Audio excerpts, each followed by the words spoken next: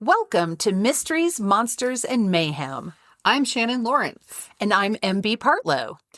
Quick content warning before we get started. This podcast may contain language and disturbing content, so enter at your own risk. Hello. Hello. It's fall. It's not officially fall yet, but It's certainly fall-ish. been fall here. Yes. It's going to get hotter again first before it stays will. cold. It will. But it's the cool days have been a delight. They have. I was super excited just to put on just my soft sweatpants and my soft long sleeve shirts and have a blanket again and drink hot tea again because I haven't been. But yeah. But I actually like it when the weather bounces back and forth as long as it's not super fast. As long as it's not super extreme. If I don't want the blistering heat or the blistering cold. Yeah. I don't want either of them to hurt. Exactly. Basically. But I'm going to enjoy it. And I know that, so as our friend Deanna says, the stomach flips to the different seasons. My stomach flipped a few weeks ago. Yep. To fall. I was like, stew! Yes. I want soup. I made the best soup the other night. It was a roasted vegetable soup. Yeah. So good. Yeah. And now it's 80 degrees today. And I'm like, I don't want the soup today. I don't want to eat the soup We're having soup 2 days, so that's funny. But it'll freeze, so. And it turned out very thick, and I needed to thin it down some, but Lucy was coming home, so I didn't have any more vegetable broth. And I was like, well, I can't put chicken broth in it for her, so I'll just wait. I'll do it serving by serving. Yeah, it's fine. You do what you gotta do. It's okay. But, yeah, I'm just... Also, we had monsoons, right? And so... That was nice. Yes. To have pouring rain for a little bit. But I'm ready for warm again for a few days. I'm going to the cabin. Oh, I'm going to the cabin tomorrow for a few days. Jeff's already up there. Oh. Fixing it up because our solar went down. Oh, so bummer. we had to fix that. It's like, what's happening? Or I don't know if the solar went down or battery. Yeah, I don't know. That's what he went up there to figure out. It's several hours away. You can't just be like, what is that? It's not that easy, but. I wanted to tell you something that's happened to me recently that's frightening me. Oh, what? People have been using a word to describe me, and it disturbs me. What? Sweet. That was I got over a certain age, and they started saying, you're so cute. And I was like, fuck you. I've never been cute. I was like, don't get me wrong. Can I be sweet? Am I sometimes sweet? Yes, but that's not my defining characteristic. Right. That's not, people generally don't meet me and go, she is so sweet. And it's not their first takeaway. That is generally not after I've opened my mouth anyway. Yeah. So I don't, and it happened 3 or 4 times. And I was like, what's wrong with me? So when I had dinner with Patrick, we're driving to, Torchy's. And so I'm telling him this story because I could only see the side of his face. He's driving. And when he said, what's the word? And I said, sweet. And his eyebrow went up to his hairline.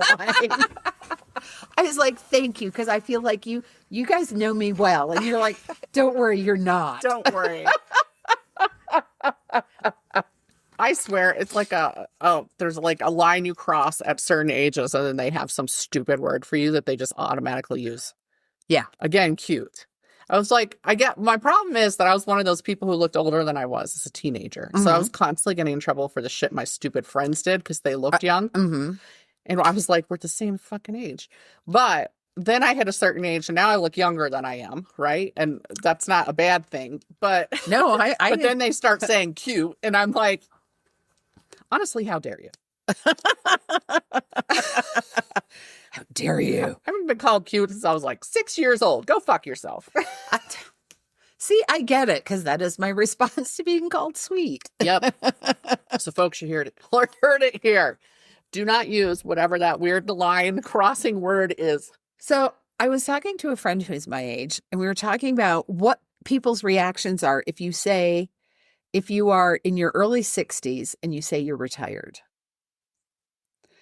And because I think for women, if you say you're retired, they assume you're home doing handicrafts like knitting something and watching your grandchildren. Yeah.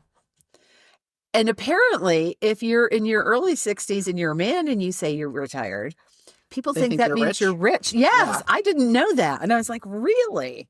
Yeah. I was like, you still have to buy lunch. I'm like, if this is some kind of way to get out of buying lunch, it ain't working. But I'm like, But if you can get me the early bird pricing, that's great. Right? Thank you. but yeah, I'm like, no, I'm nobody's granny. Yeah. I don't know. I haven't taken up knitting. That's the thing. So I finally quit my job at the Hellmouth. Woo, woo. And boy, the last 2 weeks were hell, but the last week was so bad. The last week it actually triggered my PTSD, and I don't understand how, and I'm pissed about it because I'm like, really? This is nothing to do with PTSD, but it triggered it. And so nightmares, panic attacks, all the night visitors and stuff that happened from all that shit. And I'm like, well, this sucks. So I can't wait until it gets to the point where my nervous system figures out I am actually done, because it hasn't yet. But it will. It'll figure it out. But I forgot where I was even going with this, because now I'm just happy that I fucking quit that place. Yes. But I am so looking forward to just living without that shit. Yeah, hanging over your head. Yes. But that means that I get to get back to writing and stuff like that. But Nice. I did my office. I've been getting little things for my office. See, there's a curtain there. Oh, so that I can actually work in here. When it's closed, it looks like a witch's workshop, you know? Just like serums and books. I love that. Yeah. So I was like, that's appropriate for my office. I love the potions. And of course, there's a skull. Of course there is. And I got like a footrest. It's still rolled up. I have to get it because it's one that you open and it'll inflate into like the pillow type stuff that they have, whatever the fiber is.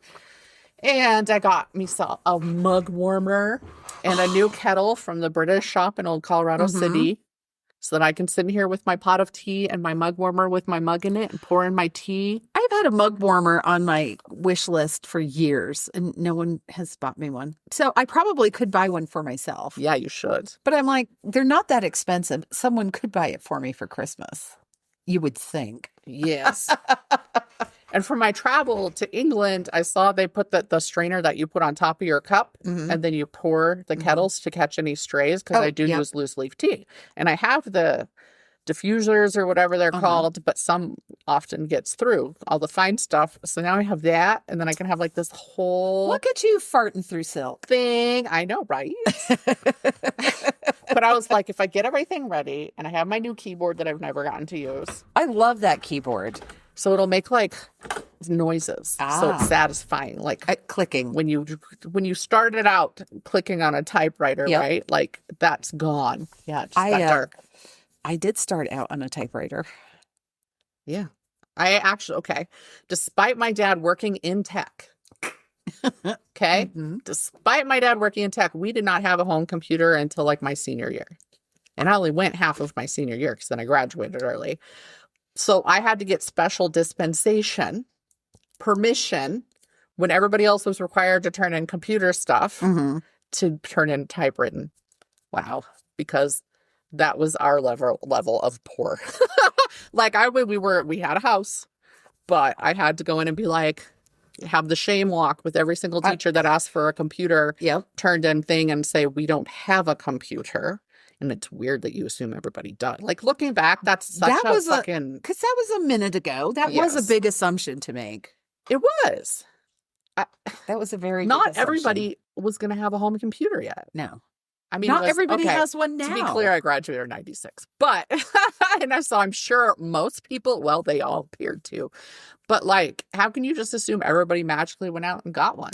But I did go in a district where a lot of people were well off. At the same time, we were on, the school's on like a base. Those people did. Those people were not rich. No. Apparently they had computers. I don't know. I remember, this was a few years ago, you and I were talking with Jen, our friend Jen, and she said something about Oregon Trail. And I asked her a question about it. I was like, oh, what? And she goes, that game we all played on the computer when we were in, I don't know what, middle school, elementary, I don't even know what grade level. It started in elementary school for Okay. me. So early 80s. And I looked at her and I said, when I was in school, there were no computers. Right. And she looked at me and I know she wanted to say, damn, you old. She was too nice to do that. Yes. Yeah, that shit was just like beginning, I feel like, when I was there. And we didn't have them when I went to school in Oregon. When we moved to Maryland, we had them because somebody had given us some sort of, I don't know, a grant or a donation or something. So it wasn't in every classroom yet. Right. But we had a computer lab that we would go to. And then somebody broke, because I was in a low money area outside Baltimore. When I went to school, somebody broke in and stole the computer. So then we didn't have a computer lab anymore until I moved to Colorado. But we also had a bullet hole in our in my 5th grade pod window. I mean, that's where I went to school. We just had it. They didn't fix it, so it just whistles sometimes or whatever. But yeah, stick some friggin' bubble gum in it, right? Different people. I think somebody stuck some sort of like silicone, whatever you would use for repairing stuff in the house, but piped that shit in there at one point, and then it would like wear down, and probably because we all it's an elementary school. I'm sure people are like because children. But yeah, I think that gives like an overall image of where I went to school. I think that's good enough. We couldn't go to the bathroom without being accompanied by an adult or as a group. Wow. And yeah. I remember getting in trouble because at lunchtime in high school, at lunchtime, after your lunch period, you would go to the gym. I mean, if it's nice, we went outside. But if it's cold outside, everybody went in the gym. This is very small, very rural school. And I walked in one day and the teachers were all huddled around and you could tell something was going on. So I walked by one of the teachers who I felt a little, who are we kidding? I feel comfortable saying anything to anybody pretty much. And I was like, you guys, I said, this must be about whoever was smoking pot in the girls' room. And he grabbed a hold of me and was like, were you in there? What do you know? And I looked at him and I said, dude, I walked by and smelled it. Right. You don't have to be in there you could walk down the hall and smell it. So I was like, he was like, fine. But I was like, I'm like, look at my eyeballs. Do I look like I was smoking pot in the back? And I was like, I am not stupid enough to smoke pot in the closed up girls' bathroom. I do that outside, you dumb shit. I do that off the school grounds. Right. We used to, it's terrible. In high school, we would sneak off to the playground nearby. There were no kids there when we did it. Which I don't understand. But again, it was like military. I think everybody was working. You know what I mean? Like there weren't any stay-at-home parents in that particular area. But yeah, we did that. I won't say we never did it in the school. Didn't do it in a bathroom. At one point, like, we raided everybody. I didn't. I wasn't going to get in trouble for that shit. They raided their parents' liquor cabinets and, like, did the adding water thing and stuff. Yep. And they brought these terrible, noxious bottles of, like, all the liquor mixed together. And then we sat there and, like, poured it into Coke cans and stuff like that and got just tanked in the middle of the school day. It was a sophomore year, I remember, because then we went back. I was in a class and it was this special where they were bringing together the honors kids and the tag kids, right? Yep. So like the creative smart kids and the smart kids. And we were in this because we qualified for both. So they tried this special program. And it was a combined English and social studies class. Okay. So you had 2 teachers and sometimes they'd open up the wall between the 2 classrooms and we'd do everything together. And then they'd split and do the separate things. So we're sitting there in the social studies teacher side, thank goodness, because the English guy hated me. Oh, I have never had my work torn apart the way that man can. I don't think critics could ever reach the level of that fucking prick. And what he would do at the beginning of the year, we had to bring in cassette tapes. And he would read our work and critique it the entire way through on the cassette. And you'd have to listen to the cassette to get your critique. So he said whatever the fuck he was thinking while he was doing it. What a dick. Oh my God, he was terrible. And He talk about- ruined Chaucer for me because Oh. he was like, I speak the Old English, and then he'd read Chaucer in the Old English, but he was such a prick that I did not enjoy the experience. And I'm a person who loves like accents and all that stuff, and he ruined that shit for me. And that's adding an extra layer to getting the critique. Yep. Having him tell you just, hey, well, this sucks and this is stupid and this, yeah. And I eventually figured out if I made everything phallic, he was like, great job. So, and I was like, okay, sir, in the closet. But anyway, we're in the social studies side, and I'm not, due to my history, I was not as fucked up as my friends because Gotcha. at the time I was drinking away from my friends with my mother. So, I'm actually okay and I'm buzzing, but I am not drunk off my ass. Well, one of my friends was in that class with me and she was drunk off her ass. Not only that, she brought her Coke can reeking of liquor. Oh, God. And it's sitting there on the desk. And I know this guy figured it out. And then we had a second friend that was in that room as well. And she straight up, while he's in the middle of his lecture, gets up and walks out. Oh, my God. Doesn't say a word, just gets up and walks out. And I find out after class, she went and walked into our other friend's class where she was and sat down in the class with her. Oh, my God. None of these teachers did anything about it. How can you not? I don't know. Because we were good kids. Yeah. And we weren't in trouble all the time because we just weren't getting caught at our shit until then. And then that teacher ultimately said, why are you here?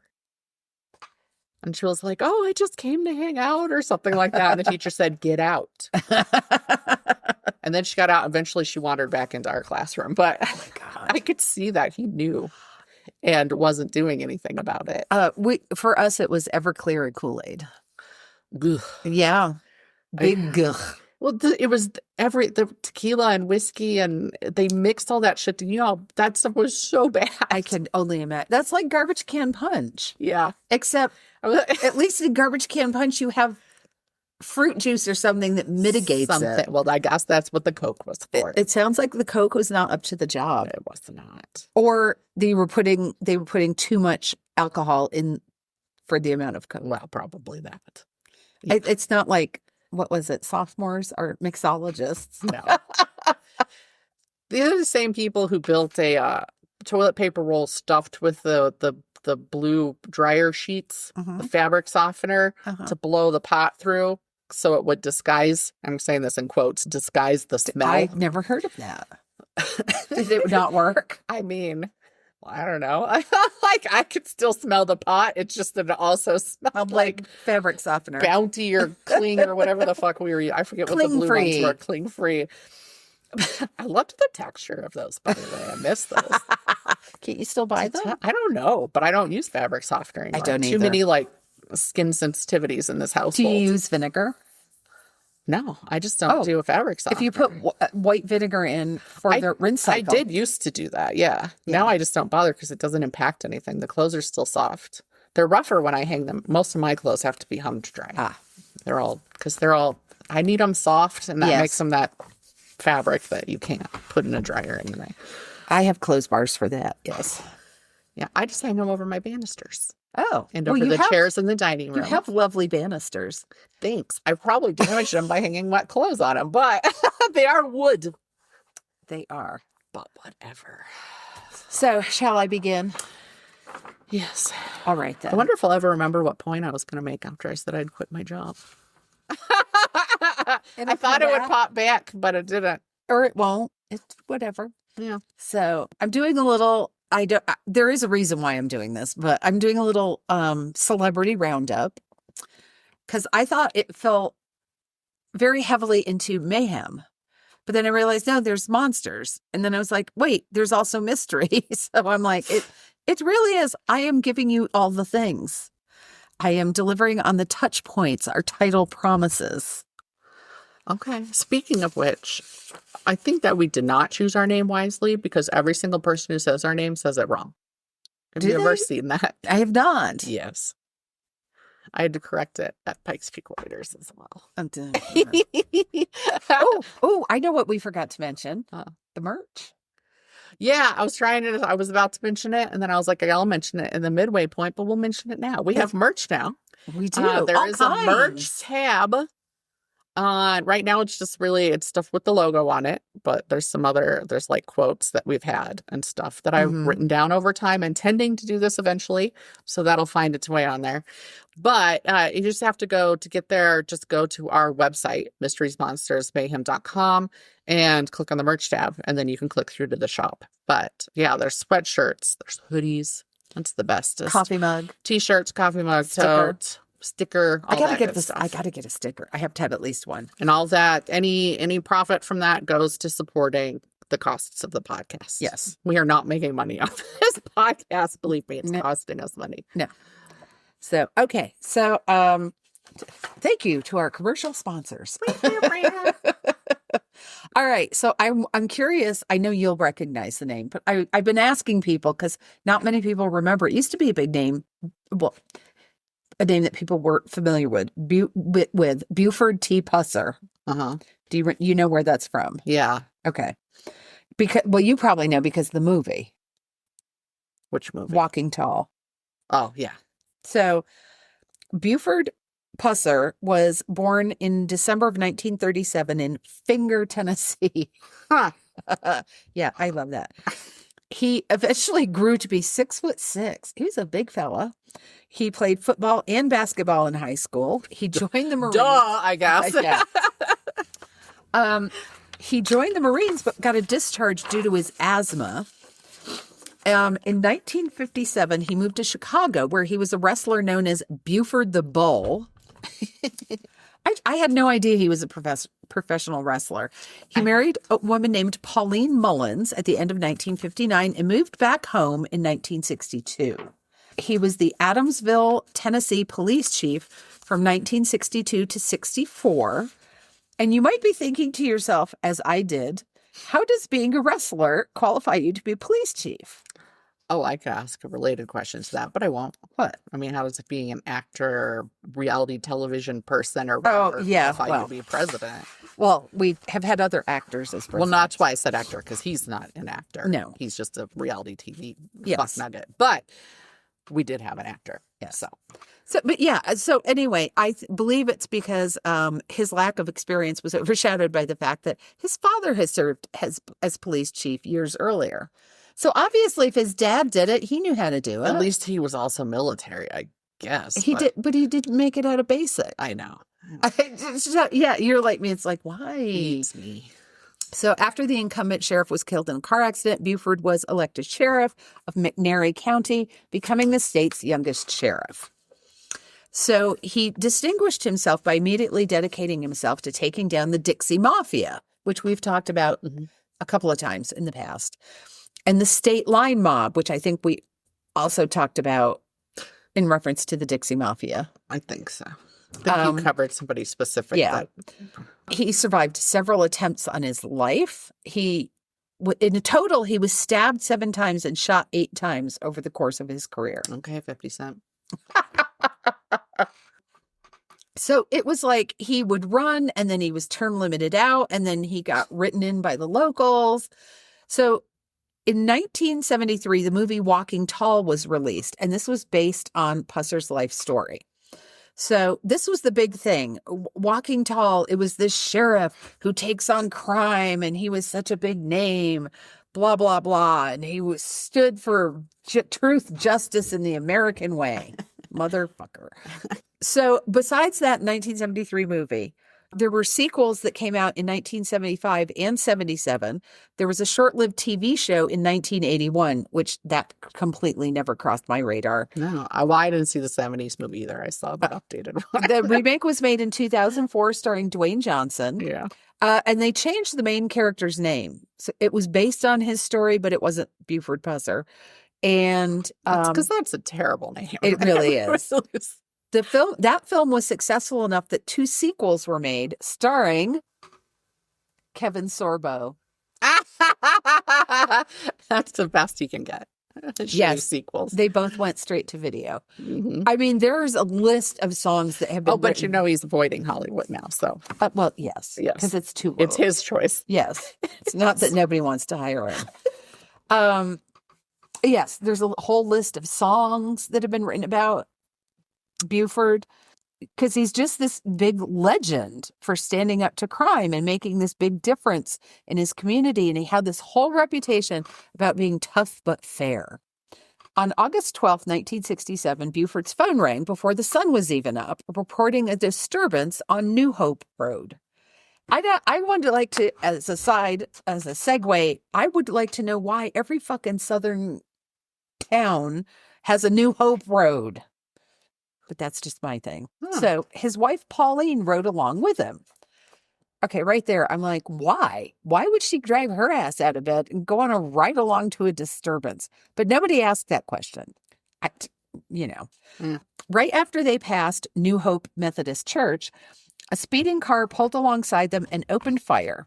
Pusser was struck in the jaw by at least 2 bullets, but Pauline was killed. Pusser was in the hospital for 18 days. He swore that he would bring his wife's killers to justice, but it never happened. Nobody that he accused was ever tried or convicted. Everybody was alibied or they had supporting evidence that they didn't do it. Mm-hmm. So that just never came to be. So lo and behold, this was like a week ago. As we're recording this, it was like a week ago. I opened up the Sunday paper and it was like, the headline is about Buford Pusser. And I'm like, what? How long is he still alive? He is not. More than 50 years later, someone at the Tennessee Bureau of Investigation decided to investigate. Yeah. Surprise! No one had ever performed an autopsy after his wife was killed. She was disinterred in February of 2024 so that her remains could be examined. On August 29th of this year, so not that long ago. Yeah, like a week. Yeah. The Tennessee Bureau of Investigation announced that if Pusser was still alive, there was enough evidence to charge him with the murder. The physical evidence didn't support his story. Her wounds were inflicted at short range. Her nose was broken shortly before her death, and his wounds were likely self-inflicted. Mm-hmm. Now that was in 1967. In 1974, in August, he had just signed up to play himself in one of the movie sequels. So he was driving home from the McNairy County Fair in his custom Corvette when it struck an embankment at high speed, and he and the car abruptly parted ways. Yeah. Despite rumors of sabotage to the car, because, the Dixie Mafia did it, the officials at the scene said he was drunk and he wasn't wearing a seatbelt. Mm-hmm. And that's why he did. As of September 2nd of this year, the Buford Pusser Museum announced that it would not be closing. Huh. It's still going to stay open. Okay. How is that different from everything else? We glorify that's fake history, but nothing. It isn't. It's not different at all. So, but it just astounded me. We are a delusional people. We are.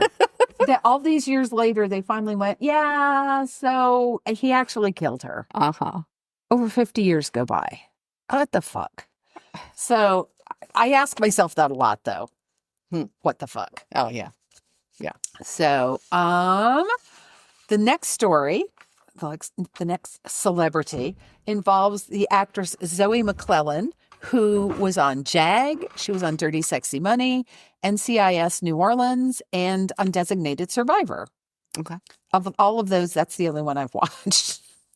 Yeah, I don't think I watched anything but Designated Survivor, and then I only watched a couple episodes. I don't like political shows. I watched the first season, and it was good, and then all of a sudden it started to get weird. I was like, ugh.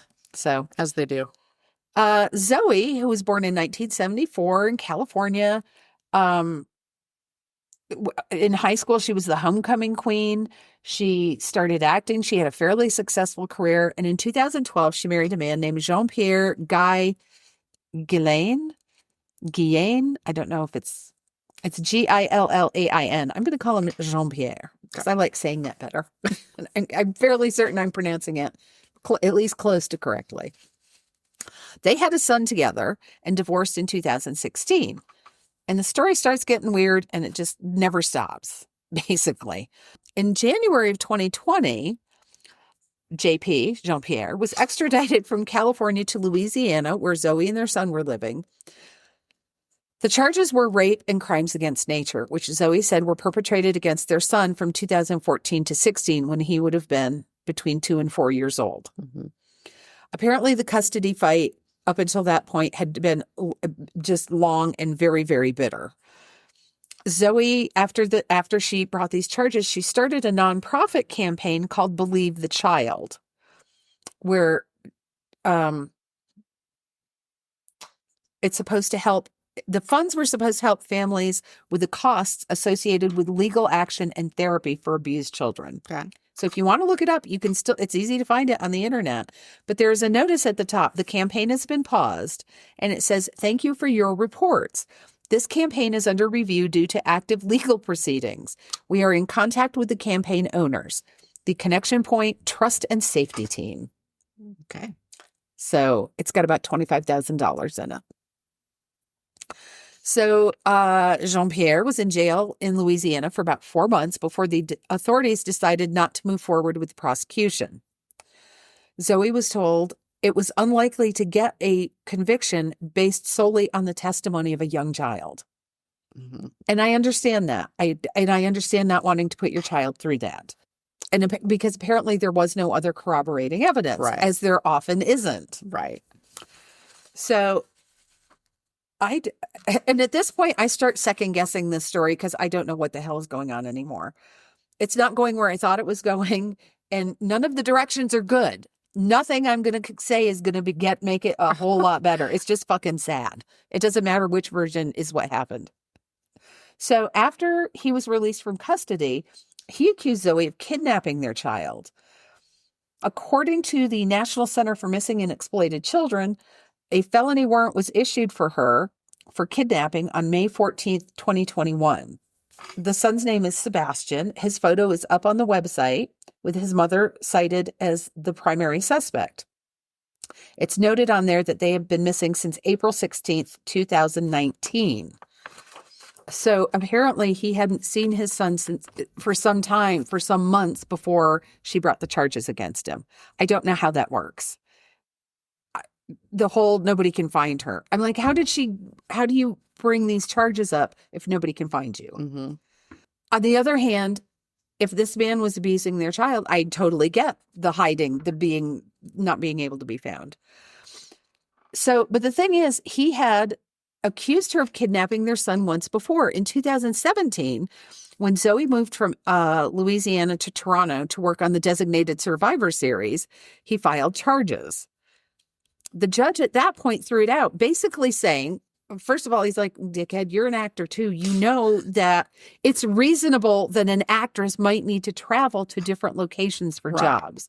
So it's unreasonable for you to suggest she's kidnapping your son because your son is obviously more comfortable with his mother." Right. He claims after the fact that Zoe was not in her right mind, and he claimed that even her parents had made plans to step in and care for their child if she became incapable. He says she was unstable, delusional, and paranoid. Okay. So, and I'm like, at this point, I'm not going to lie, my sympathy is with mom. Mm-hmm. So then there's this big article where a man named Charlie Barber is interviewed. He met Zoe on the set of NCIS New Orleans, but for a long time they were just acquaintances. They were just, they were people who worked together. He saw her announcement of the Believe the Child campaign, and he reached out to her because he has a son the same age. And he was like, "I just wanted to say, I'm so sorry you're going through this.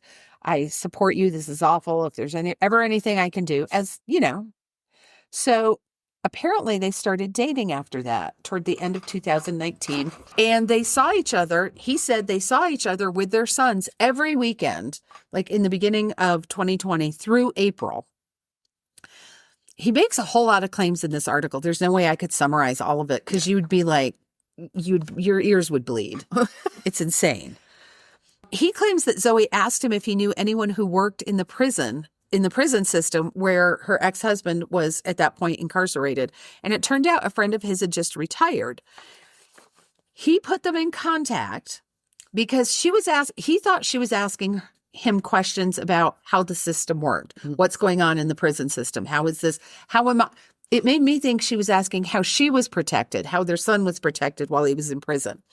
He claims that after she talked to his friend reached out and said, you need to get the heck away from this woman because she's crazy and she wants me to whack her ex. She did not come out and say that, but he's like, I worked in the system for a very long time. So that's what she's leading up to. Barber made several other claims about Zoe's actions, and he kept saying they just didn't add up. I didn't see anything that made me believe that this man was qualified to judge a woman who was mentally ill or a woman who believed her son had been molested by his father. Right. I'm like, and what is this based on? How do you know to judge her on this? Right. He didn't notice any of these things while he was seeing her, but it all added up after the fact. And this include, so one of the things, it was just the weirdest shit. Like, she had to go do something. So she asked him, can my son stay with you and your son? And he said, of course. And she's like, if she was that protective of her son, why would she leave him with me? Because she trusted you? Thank you. Thank you. She's a single parent. She would love to be able to trust somebody. Yeah. You seem like a trustworthy person. She's trusting you. I don't know how bad the breakup was. Like that he suddenly is like, oh, suddenly I realized. I think she just disappeared. Person. She just moved. Okay. Another one was, he said, well, she was always saying, my son said this, my son said that, my son said this, my son said that. He said, I never heard her son say any of those things. And I thought, why would he tell you? He doesn't trust male adults. Why would he? If the accusations are true, why would he? You're the same kind of figure. Why would he tell you his problems? Maybe he was shy. I don't know. It was all stuff like that. Like, yes, you could take that and make a case out of it, but it was very, very iffy. So to sum it all up, Jean-Pierre hasn't seen his son since 2019. But the most disturbing thing is nobody has seen either Zoe or the son Sebastian since 2020. So there's all kinds of speculation and no proof. Did she flee with her son? Which, if she... One hopes, yes. If that's the best outcome. Yes. Did Jean-Pierre harm them? That's also possible. Did Zoe harm herself and her child to keep him away from her ex? Nobody knows. Because she has completely disappeared. Fascinating. Yeah, that's the whole, I'm like, what do you mean how can you completely disappear? These days. Yeah. I assume her bank accounts are untouched. Yeah. Et cetera, et cetera. Did she take out money before she disappeared? Because if not, I'm thinking something bad happened to her. Yeah. But there's no way to know. Unless she was already piping money somewhere else. But if she didn't have a shared account, why would she have been doing that? Unless she planned a long time to disappear. And that could be. She could have started putting money away. And one hopes she's that smart because it sounds more like something bad happened. It does. But So my last one is, it's not new, but it's both horrible and fascinating. All right. How fun. This one is about Francine Joy Drescher. Fran Fine from The Nanny. I could sing the whole song for you if you wanted. Fran Drescher. Yes. She was born in September of 1957. And what really surprised me, if you've ever watched the show, you might be surprised or not, to hear that her real parents, the actress's parents, names were Morty and Sylvia. Lovely. I just love that. They put so much of her life into that show. She's had a solid career. She's had movie and television roles. She had 2 highly successful terms as president of the Screen Actors Guild, and she had high approval ratings. It's nice that someone does. So there's all kinds of things you can talk about with Fran Drescher. She married her high school sweetheart at age 21. They were together for more than a decade before they got divorced. They made The Nanny together. This was her husband at the time. And I heard her in an interview say, and the reason that they got divorced was that her husband was gay.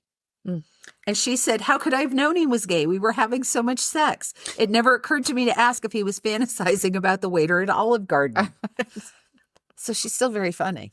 But right, why would you? Anyway. And after that, she's worked on LGBTQ plus rights and causes since then. Good. So that's a nice positive way she took that. Yes. Yes. Yes. Do you enjoy going to the grocery store? If so, this message is not for you. But if you're like me and procrastinate going to the store, Instacart is a fantastic option to ensure you no longer have to. Save yourself a trip and go through Instacart, where you can get a delivery through a personal shopper in as little as 1 hour. My experiences have been great so far, with my personal shopper texting me before substituting another product, letting me know when they were on their way to my house, and letting me know it had been delivered, all via text. If you click on our affiliate link in the show notes or on our website, you get free delivery on your first order over $35, and you help out our show at the same time. It's the perfect time to give it a try. As a side note to this story, this will just infuriate you. I'm sure you won't be able to relate to this at all. Oh.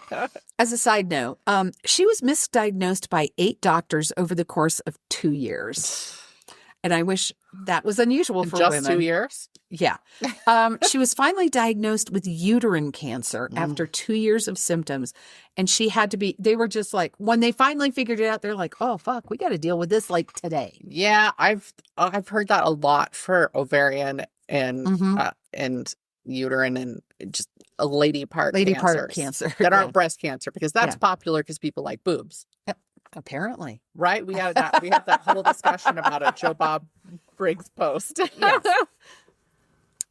So she had to have a radical hysterectomy, but it does appear that removed all the cancer, and to the best of my knowledge, she's remained cancer-free. So what I wanted to talk about happened in January of 1985. 2 armed men broke into the apartment she shared with her husband in Los Angeles, and a friend of hers was also there. While one of the intruders ransacked the apartment and robbed them, the other one raped Drescher and her friend at gunpoint. And her then husband, his name is Peter Mark Jacobson, was tied up and forced to witness the whole thing. He may have been blindfolded. Okay. He's still right there. Yeah. Well, that doesn't make it. That probably made it worse. Yeah. Hearing it. So you're thinking, why are you bringing this up? Because it's how they caught the guy. Fran Drescher has a photographic memory. So she was able to give the police sketch artists such an accurate description that it was like, boom, they got that out. They were able to pick up her assailant. He went back to prison. Both men were caught, tried, and convicted. He was out on parole for violent crime. But at least in this one, the monster was caught and put away. Yeah. So it keeps coming up, and true crime sites love to talk about this story. What? And I'm like, well, okay. Everybody loves photographic memory. Yes. So my sources for this were my True Crime a Day calendar, which was where I first saw it mentioned, Wikipedia, The Gazette, USA Today, CBS News, WDSU, fundraiser.com, and Fandom Wire. All right. So Fandom Wire. Yeah, medical gaslighting is real. oh my God. Yes. But specifically in the last week, I read stories from women on a video about medical gaslighting where they were like, yeah, I kept going in and I kept telling something was wrong, and it took X number of years. And by the time they found it was cancer, because they had been fucking ignoring me, it was far worse than it would have been had they listened to me when I went in the first place. Yep. Yeah. So, sick of that entire trade as a rule. I'm sick of a lot of things right now, honestly, but yeah. Fair. All right. So mine is also a smattering of stories, but it's because we're going to talk about the history of the guillotine. No reason whatsoever why I was inspired to look into the guillotine. I cannot imagine. Yeah. It turns out the guillotine has been present in various forms and various names for a long time. A similar machine was documented to have been used in Ireland as early as 1307. In Halifax, England, something called the Halifax gibbet or gibbet was used to execute folks on market days. I like how that was that specific. They were like, today we execute, come to the market. With the earliest... all the people are gathered together, so you might as well do it when you have the biggest crowd. Yep. I don't know why, but I guess it's meant to serve as an example. And hey, if you misbehave, this is what happens. I guess that's why. With the earliest possible use in 1280. According to some documentation. Wow. The regular use in the 1400s and the final execution with the Halifax gibbet in 1648. And in Scotland, the maiden was created in 1564. Not the maiden that I think of, which is that I could say Iron the Maiden. Iron Maiden. Yes. Yeah, with the Based- spikes. Yeah. This was based off the design of the Halifax gibbet/gibbet. But where we've most often heard of the guillotine as known today is France, of course. They were using decapitation by sword and axe purely for killing the rich, such as aristocrats. Poor folks got such deaths as the gallows, being broken on a wheel or being burned at the stake. The gallows was the most common at the time. But rich people got what was considered a swift and painless. If you have a good yes, person. but it was an art form. Oh. But on October 10th, 1789, at an assembly debate concerning the penal code of the time, Dr. Joseph Ignace Guillotin argued that it was unfair that the rich got a swift, humane form of death. He felt everyone receiving a death sentence should be put to death the same way. He ended up presenting his idea again on December 1st, 1789, in the form of 6 proposed articles, which covered things such as number 1, quote, offenses of the same name will be punished by the same kind of penalty. And number 6, quote, the corpse of an executed man shall be handed over to his family on their request. In every request, he shall be allowed normal burial, and no reference shall be made on the register to the nature of his death. In other words, things had not been being done very fairly, and he was trying to iron this out and make things more humane. Right. He was very progressive. He also stipulated in these articles that family not be punished or involved in the punishment of those who had committed the crime, and that the property of the condemned could not be confiscated, but instead stay with those. So we're seeing, like, his articles tell us the bad way things were at the time. So yes, in general, pushing for fairness for all involved, a dignity, humanity extended toward both the condemned and the family. That's what he was pushing for. He truly was progressive. Okay. It wouldn't be until 1791 that any part of his text would officially be not only approved at assembly, but then officially put into the penal code. On September 25th, 1791, it was finally official. Every person condemned to the death penalty shall have his head severed. That's what was put into the penal code. All right. From what he said. I don't know if the rest of it made it in there or not. It did not say. It wouldn't be until the actual inventor of the guillotine was Dr. Antoine Louis, or Louis, I'm not sure. I thought Louis because he's French. Yeah. Who first created plans on March 17th, 1792 for what he called the Avis motive sur la mode de la décollation. A variety of experts were brought in for the planning and building, such as a carpenter and a harpsichord maker, because it was heavily made of wood and, like, I don't know. In late 17... I don't get the harpsichord. I can't tell you. In late 1792, they practiced their straight-bladed invention on livestock, then proceeded to use human corpses from a military hospital. This is where they discovered a straight, flat blade, so like a square-shaped blade, was not optimal, at least not on men. It had worked on sheep and calves, even women and children. Instead, they changed it to the oblique or triangular form we're now familiar with, where it's slanted, and raised the height of the machine so it would fall farther and pick up speed. It took 3 days to create that new blade. Oh, my God. And then they were able to test on more corpses. For these, they ensured they got some well-sized men who would not waste it away so as to make sure that it would work on the larger bodies. Okay. I mean, Bring me your biggest men. Scientific method. Yes. On April 21st, 1792, the first official execution via guillotine occurred in the Place de Grève. I can't speak French. Enjoy the rest of this piece. Nicolas Jacques Pelletier. Pelletier was a French highwayman born sometime in 1756. He and a group of accomplices robbed and murdered a man in Paris on October 14th, 1791. Because of the timing of his crime and subsequent sentence of death, he was forced to wait in prison until the guillotine could be built. Oh, God. And so he was there while they were finalizing all those plans and tweaking stuff. And then they were like, time for you, bud. But when the time finally came, he came out wearing the red shirt of a murderer. Because you know, and it was quickly finished. Just a wicker basket had been placed at the end for the head to fall into, and men with shovels stood by to immediately cover any blood with sawdust. So it wasn't like, oh, this is all so blatant and freaky. No, they were covering up all that shit real fast. So there was no head laying there staring at everybody.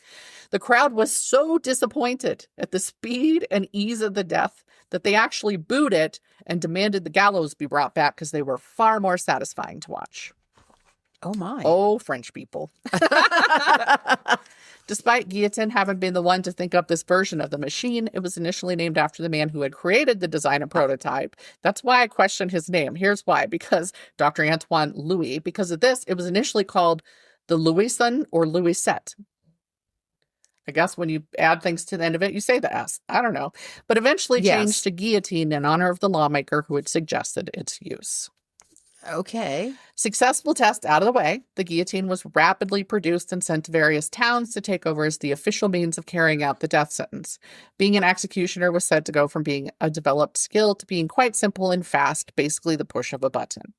Executions could happen with incredible speed. It was this speed that made it so popular during the Reign of Terror, a period during the French Revolution that extended from September 5th, 1793 to July 27th, 1794. The short and oh so dirty summary here is that civil war was burgeoning in Paris, and France was surrounded. Enemies of the revolution, such as priests and nobles, were lined up to be executed, especially in Paris. Maximilien de Robespierre was a leading figure representing the Committee of Public Safety. See how they like to make up names too, which had become a group with complete dictatorial control. Anyone who was not part of them was against them. The Law of 22, and I don't know how to pronounce this word, Prairial, Year 2, was established June 10th, 1794, which abolished the right to legal assistance in public trial. Any of this sounding familiar? Juries could only say the person was acquitted or that they must be put to death. Those were their only options. You're guilty or you're not. You die or you don't. Wow. Period. As soon as this law was established, the Great Terror began. 300,000 people were arrested, 17,000 thought to be executed, and about 10,000 in prison, many who died there and never got their trial. At his peak, the official executioner Sanson killed 300 people in 3 days. Oh my God. Cut, yeet, cut, yeet, cut, yeet. I'm like, that's... Okay, go on. On January 21st, 1793, Louis XVI was executed by guillotine during the Revolution, followed by Marie Antoinette on October 16th, 1793. The guillotine continued to be successfully used, with a modernized design being created by Leon Berger between 1870 and 1872. His would be the model used from then on. The last public guillotine execution in France occurred on June 17th, 1939. The lucky final criminal was Eugen Wiedemann, a serial killer from Frankfurt, Germany. Now it's going to be French and German. Wiedemann was sent away by his parents when World War I broke out, and this is when he started committing thefts. When he was 18, he went to Canada and got in trouble for robbing a wheat company paymaster with a gang he'd fallen in with. They put him in jail for about a year, then deported him. He was convicted of robbery in his 20s back in Germany and spent 5 years in jail for that and assault. As often happens, he met some like-minded folks in jail, specifically Roger Million and Jean Blanc. The three got out of jail eventually and moved into a villa near Paris with the intention of kidnapping tourists so they could steal their money. They were specifically often targeting American and English because they seemed to be the ones with the money. They're known to have had at least one failed kidnapping attempt where the male victim could not be controlled and they had to let him go because he just fought back too hard. Their first successful attempt was with a 22-year-old woman visiting from New York. He met her at the Paris exhibition where he had found work as an interpreter since he could speak French, German, and English. It's not actually a dumb shit. Jean, sorry, she's American, Jean de Coven, see, and now I'm all mixed up. Everything's pronounced differently, was a dancer who was out visiting an aunt. She not only danced ballet, but tutored in classical dance, moving around to various places from her home city of Boston. But at the time, she was living in New York. She was charmed by Wiedemann, even writing to a friend, quote, "I have just met a charming German of keen intelligence who calls himself Siegfried. Perhaps I'm going to another Wagnerian role. Who knows? I don't know what that means. I am going to visit him tomorrow at his villa in a beautiful place near a famous mansion that Napoleon gave Josephine." End quote. It was that very date where he strangled her and buried her in the garden beneath the porch in the rented villa. She had taken photos of him, and he buried the camera with her. When she wasn't home in time for the opera, which she'd promised her aunt, the older woman went to the police, but they laughed her off and told her that her niece was probably just having a romance. And basically they said, calm down.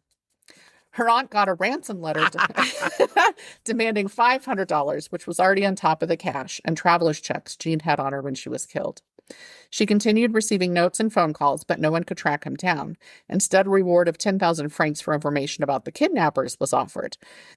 As far as I could tell, they never actually paid the ransom or the reward. They did bring the cops in on it. And so I imagine they said, don't pay it or something, but who knows? Yeah. I did not hear that they got any more money than what was on Jean. They found her body December 8th, 1937. Along with her body was that camera. And when they developed the film, there were the photos of Wiedemann she'd taken before her death. On September 1st, while her body was still missing, Wiedemann hired a chauffeur to drive him to the French Riviera. Joseph Kauffe was the unlucky driver who was made to pull over into a forest area where Wiedemann shot him in the back, took his money, and drove off in the car. His body was found September 8th. Interestingly, so they were all actually shot in the back of their neck. Huh. It was like really not the back of the head, in the back of the neck, but it worked. Well, yeah.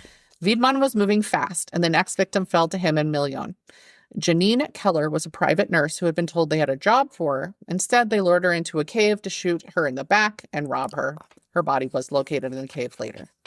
Next, they offered Roger LeBlanc, a theatrical producer, an investment in a show he was trying to get off the ground. As with the last two, he was shot in the back of the neck and robbed on October 16th. His body was found a day later in the back of his own car, which was parked at a cemetery, and he was naked. No explanation. A month later, I did read that Wiedemann apparently had a thing for men's shoes because all the men were found without their shoes, but I didn't see that confirmed anywhere else. But then this guy was naked, and I'm like, maybe he had a thing for more than shoes. Did he have a thing for shoes or a thing for feet? I don't know. That's the thing, right? A month later, on November 22nd, Wiedemann met up with a guy he'd met in jail who hadn't been out yet, right? Fritz Frommer was a German Jew who had been imprisoned for being anti-Nazi. And I'm like, that might have been the best thing. Like, his timing must have been really good, but then it wasn't. Wiedemann shot him in the back and buried him in the basement of the rented villa. He would later say it's because he thought he was going to tell authorities because he'd found out what was happening. Because he wasn't in jail for committing an actual crime. He was in jail for being Jewish and being anti-Nazi. Yeah. On November 27th, Wiedemann got real estate agent Raymond Lesobre to show him around a house. But instead of buying anything, he shot him in the usual way, robbed him of the money he carried. His body was found on November 29th. Wiedemann had made a mistake, though. He'd given Lesobre, blah, blah, blah, I don't know, a business card, which the realtor had left back at his office. Inspectors tracked him to the villa and waited there for him. They weren't armed. I don't know if they normally weren't. But when he showed up to the villa, they asked if they could come in and talk to him. He let them in, but then immediately pulled a gun and fired multiple times, wounding the two men. I think one was shot in like his hand or arm, and the other actually it grazed his forehead. Oh, so my that God. was close. They were able to fight back and get him to the ground, and one of them found a hammer on a nearby table and knocked him unconscious with it and got him all tied up. Good. So in jail, he confessed everything to them. And by the way, I have pictures. The pictures I post, his head is all bandaged up. You can see where they caught him with there's blood. Anyway, he confessed everything, and he did, they said, tearfully express remorse about Jean the dancer, saying she was gentle and unsuspecting. When I reached for her throat, she went down like a doll. Oh, I don't know why he just felt guilty about her, but she thought they were dating, so maybe he had gotten a little more attached than he thought. I don't know. Because he did kill another woman. Yeah. So no problems there. Killed her, or, like whatever. Wiedemann and his cohorts were all given trials in March 1939.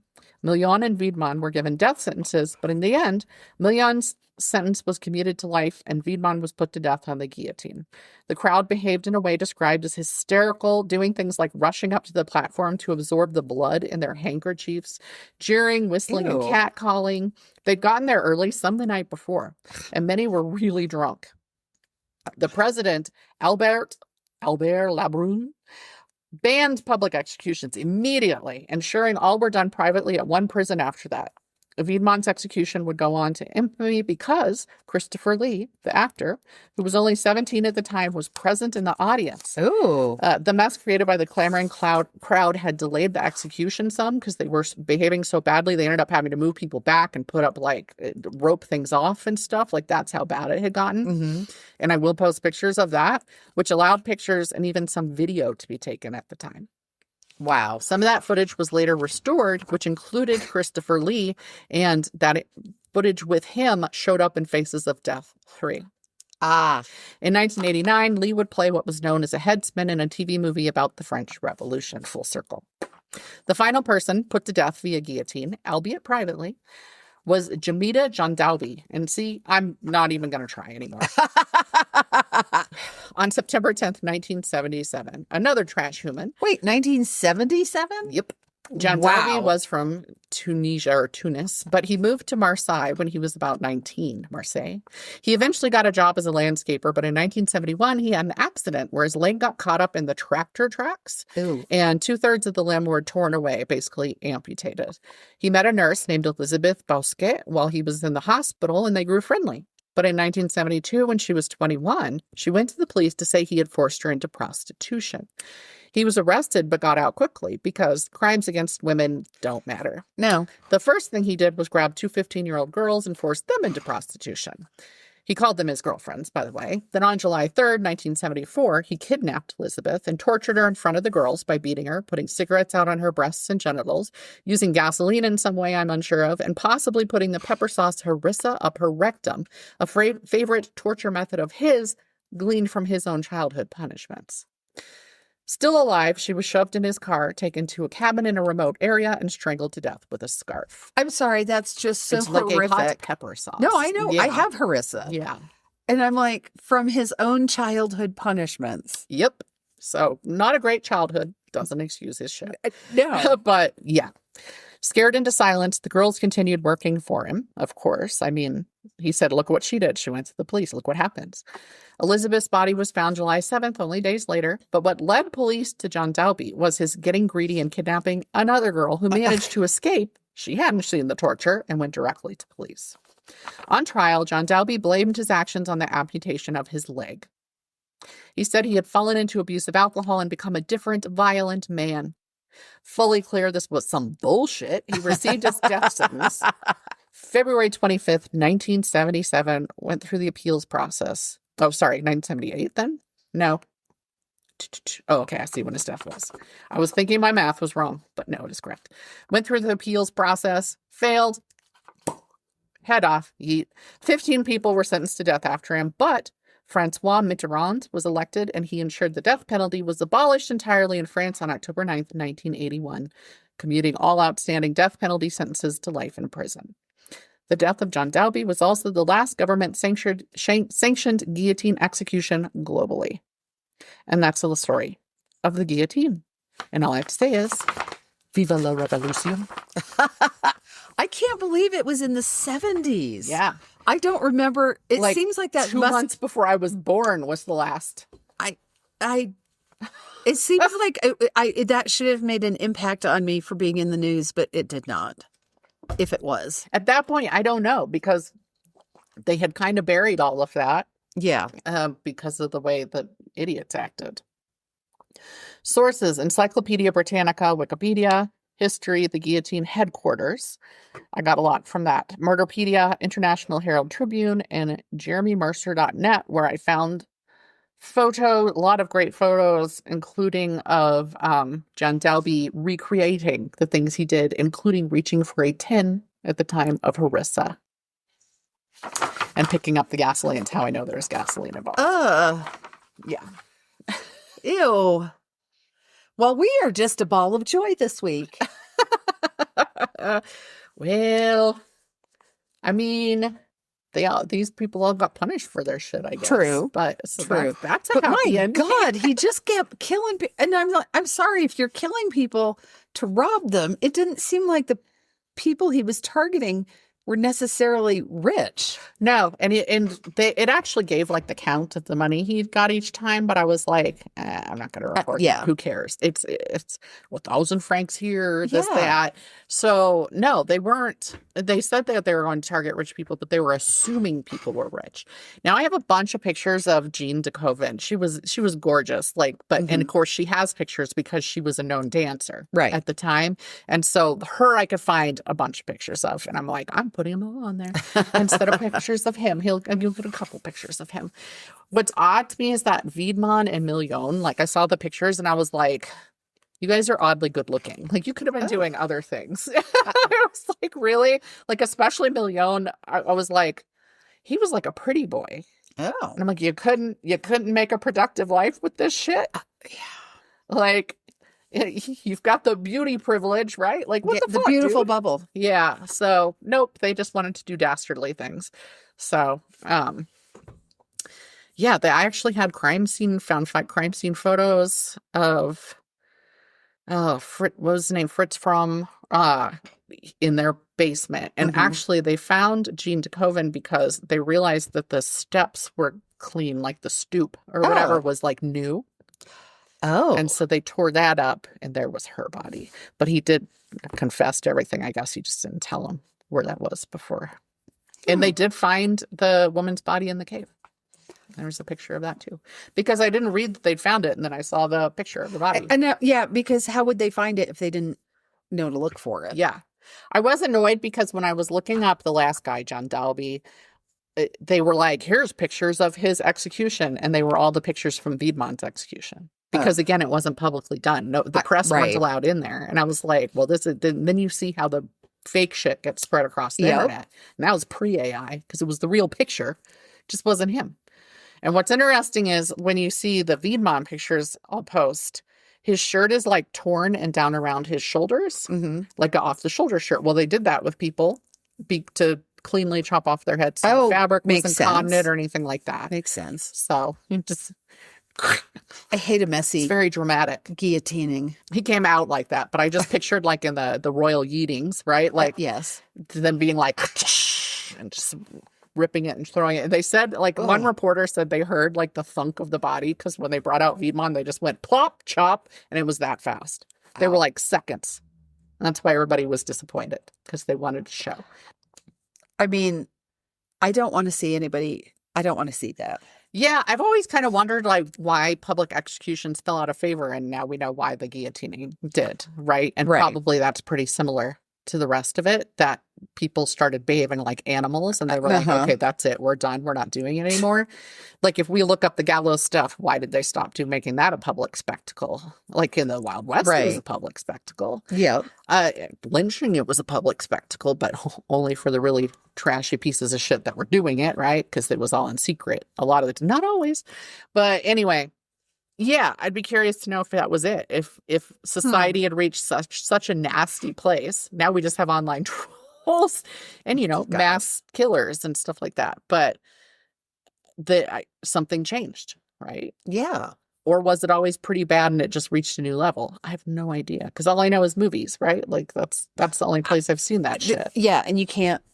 But this is also why I've been like, how long, I've said for like ages, how long until like Running Man is real? How long until we make a new spectacle of people dying for our pleasure? I mean, clearly Stephen King thinks about that because how many versions of that has he done? Yeah, he's got 2 movies coming out, The Running Man and The Long Walk. There's another Walk. Running Man coming out? Yeah. Oh, I didn't see that. But Long Walk, I don't plan on going to see. That was a hard story to read. It's all these young men doing this because they're trying, save my family, need money for this or that. That's the one that's out now, but I think there's another remake of The Running Man. I don't know, but it's coming. Because, like, I really think that we're always like this close to them being, how long until this administration is like, hey, let's have them run this for entertainment and kill them off as we, and how many people would stand by and watch that? Because they'll stand by and watch an awful lot of things. Yes, exactly. And that's the point that you reach. That's why the royal yeeting occurred. That's why all of that occurred, because this spectacle the rich were making themselves and people finally realized, hey, we're being fucked hard without lube. So it's cyclical.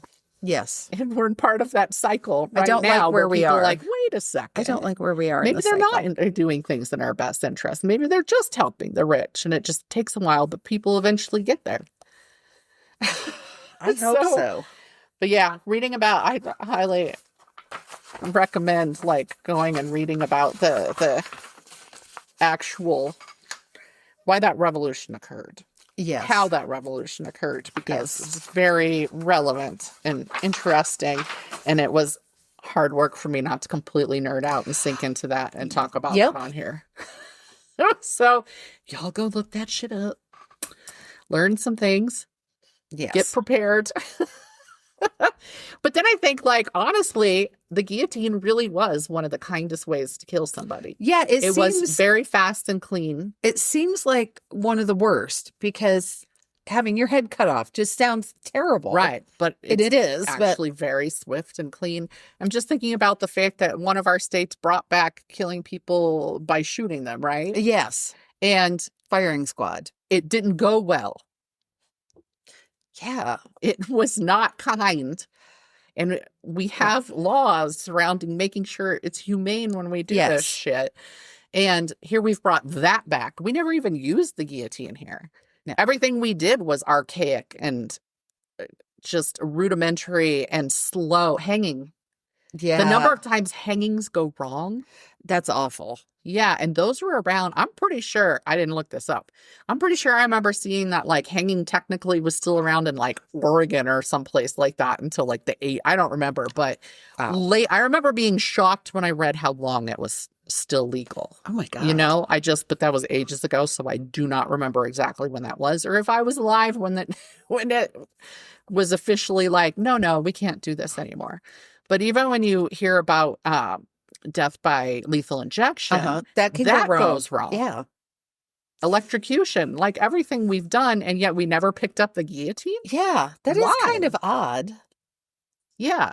So like that made me think about that. I'm just like, why did we go with all these kind of awful ways? I wonder if it has to do with like the spectacle makes people think it's more awful. No, I'm thinking it's defacing the body. Well, breaking your neck or having your head pop off if you get really well hanged is right, but that doesn't.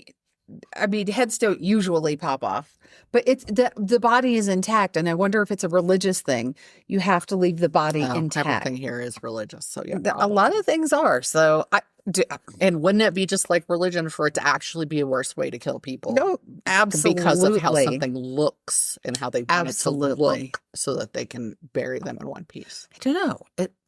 That's speculation on my part. So. Fascinatingly, it was the guillotine stuff where some of the freakiest scientists were trying to study how long the brain remained operating after a quick beheading because there's still some blood in there and all that. So that's where some of these scientists would wait. And I know that I just remember whatever book I read about this that was about how bodies had been handled and about the body farms and stuff. Now, is it a Mary Roach book? I don't remember. I think it was. Or it was a related. I read all these things in like the same time period because then I discovered they existed. But I remember there being like this thing because the people studying this were like, no, I need it like immediately. I need to have access to that head immediately because they were borrowing them. They give it to them later. And they're like, I can't study how long they're aware if I can't have it right away. And at one point they finally like bribe somebody or something so that they could grab a head immediately and like whisk it over to like study it. But when I tried to look it up, it was really just like a few seconds of awareness, most likely. And they were like, and here's the kicker. They're usually probably knocked unconscious technically when their head falls into the basket. Mm-hmm. So it doesn't matter. Like, does the consciousness matter because they've just been knocked cold? So they're not actually going to be aware afterwards, even though technically the brain might still be operating. Anything fed by the blood in the brain, like your eyes, could still be going, right? It was a whole thing. Also, I found it fascinating. One of the pictures that I'll be posting, there's a big wicker basket because they put the head in this wicker basket and this other big wicker basket was basically like a coffin type thing. And they would just put that body right in there. Everything had a lid that you folded down, and then everything was nice and clean, right? Like, again, here's some sawdust on the blood, yada, yada, yada. But I don't think they were doing the sawdust thing anymore at the end, so I don't know. I don't know. I do not either. But I do love watching you. I do love listening to you try to pronounce French words.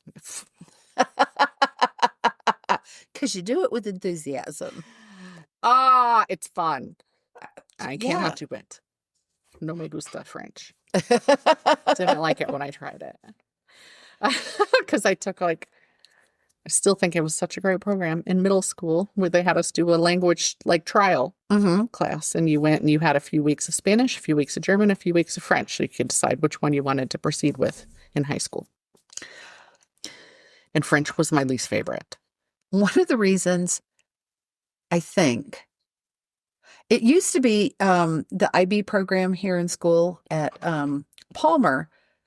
Everybody had to take the same. There was no choice in what language you took. Everybody took Japanese and German or something like that. And I was like, but what if you don't want to take Japanese? How's that going to help you unless you're in a very particular type of business or you plan on moving there? Yeah, you're an anime I fan. was like, that does not make sense to me. Yeah. But my children didn't want to go to it, so it was okay.